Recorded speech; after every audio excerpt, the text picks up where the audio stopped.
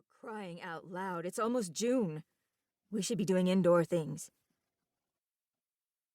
Harrie sat back in her chair and watched Ginger, who hadn't yet looked her in the eye. An unusual situation for her best friend. "What's going on with you?" Ginger said. "I've no idea what you mean." Harrie sat without speaking, staring at this woman she knew almost as well as herself. When Ginger looked up and met Harrie's gaze, she sighed. "Damn, you're good." Harrie grinned. "True. But you're always up for an adventure, and you've never held back from outdoor activities, in May or June or even July. So what's holding you back this time?" "It's just that, well, Steve and the boys decided drones are the next big thing. It isn't enough we're all licensed amateur radio operators. Oh no. They want to explore other ways to spend large sums of money and weekends not doing their chores." "I knew it," Harrie said. "I could tell something had you annoyed." Ginger frowned. "Don't rub it in, short stuff. And stop grinning at me, you silly goose." "Don't tell me you've burned through your inheritance already." Ginger looked confused. "What?" Harrie shook her head. "It occurs to me you and Steve worked hard all your lives to provide a lovely home, take care of your handsome, talented twins, and build a great life for yourselves. While the bequests we all received from your good friend and my ex-husband were unexpected, I realized you guys were already prepared to send the boys to college and take care of your own retirements." "So what's your point?" "Look." Harrie carefully chose her words. "Can't you see? Now is a great time for Steve and the boys to strike out and find things to do together. Before long, both Rob and Chris will graduate high school. Next, they'll be gone to college, and after that..." She shrugged. Ginger's eyes welled with tears. "Exactly." She brushed at her eyes.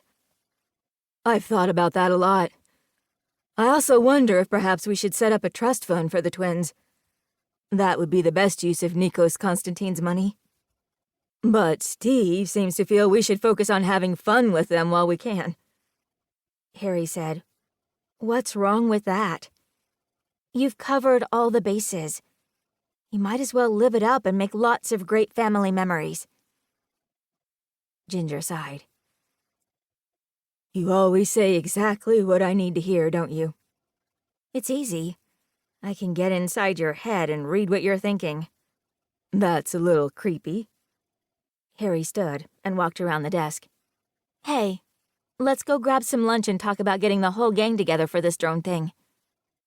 Ginger sighed, and a big smile played across her face. "Sure, why not?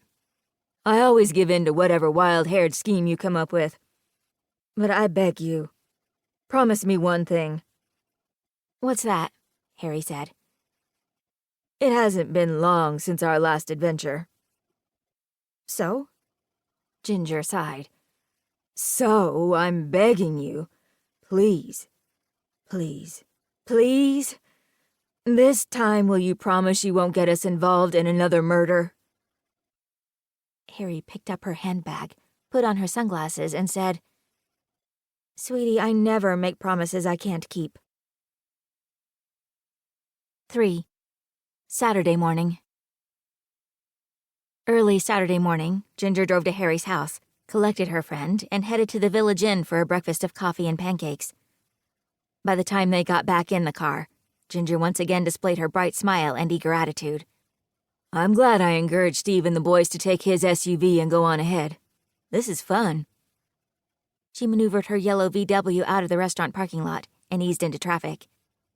Harrie adjusted her seatbelt. "It's great. I wasn't looking forward to the long drive alone." She looked out her window. "But I'm disappointed DJ had to work today. I swear there's always something going on at the FBI, and my husband ends up in the big middle." "I know," Ginger said. "But look at it this way. Now Steve will have the pleasure of introducing DJ to the hobby later, and that'll make them both happy. They have such fun futzing around together." "I guess," Harrie muttered.